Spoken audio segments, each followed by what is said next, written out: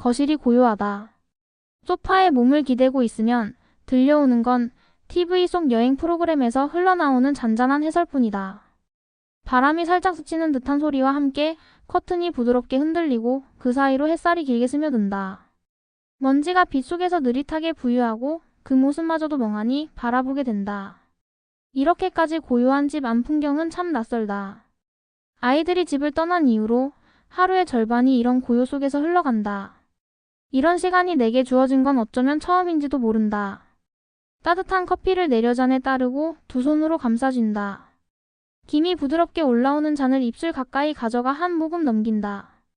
따뜻함이 목을 타고 내려가자 기억이 천천히 거슬러 올라간다. 아이들이 어릴 적 이 시간은 이미 하루 중 가장 정신없는 시간이었다. 부엌에서는 밥솥에서 김이 치솟고 후라이팬 위에서는 계란이 지글지글 익는 소리가 났다. 간장 냄새, 갓 끓인 된장국 향, 갓 구운 토스트 냄새가 뒤섞여 부엌 가득 퍼졌다. 그 사이 시계 초침은 무심히 흘러갔지만 나는 그 소리마저 들을 틈이 없었다. 도시락 반찬을 재빨리 만들고 책가방 속 교과서를 확인하고 세탁기를 돌린 채 부엌과 거실을 수십 번 오갔다. 거울 앞에 설 때면 늘 숨이 가빴다. 아이라인 하나 제대로 그리지 못한 채 머리는 대충 묶고 손에는 비닐봉지와 수건이 들려 있었다. 오늘은 그냥 이렇게 넘어가자. 그 말이 습관처럼 속에서 맴돌았다. 나를 가꾸는 일, 나를 위한 시간은 항상 가장 마지막 순서였다. 아침이 끝나면 잠시 숨 돌릴 틈이 생길 법도 했지만 곧 점심 준비와 청소, 마트 장보기가 기다리고 있었다. 하루는 그저 쏜살같이 달렸고 나는 그 속에서 점점 나라는 사람을 잊어갔다. 그 시절에 나는 엄마라는 이름 하나로만 존재했다. 그 이름은 사랑이었고 책임이었지만 그 안에서 나는 조금씩 희미해지고 있었다. 세월은 빠르게 흘렀다. 첫째가 대학 기숙사로 떠났고 둘째도 자기 꿈을 찾아 나섰다. 그리고 집 안에는 낯선 고요만이 남았다. 처음엔 그 고요가 견디기 힘들었다.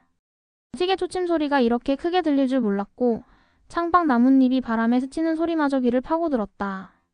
오랫동안 채워져 있던 공간이 갑자기 비워진 듯 마음 한켠이 허전하게 쑥 꺼져버린 것 같았다.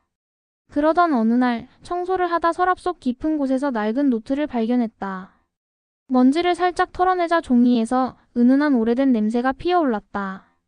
겉표지는 세월에 닳아 모서리가 해졌고 군데군데 커피 얼룩 같은 것이 배어 있었다. 손끝이 조금 떨렸다. 천천히 첫 장을 펼쳤다. 거기에는 오래전에 내가 또렷하게 살아 있었다. 작은 카페를 열고 싶다. 유럽 골목길을 여행하며 그림을 그리고 싶다.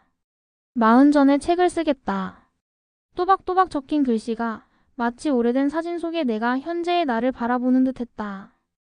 그 순간 가슴이 먹먹하게 내려앉았다. 그래, 나는 이런 사람이었구나. 그 사실이 한편으론 반가웠지만 동시에 깊은 미안함이 밀려왔다.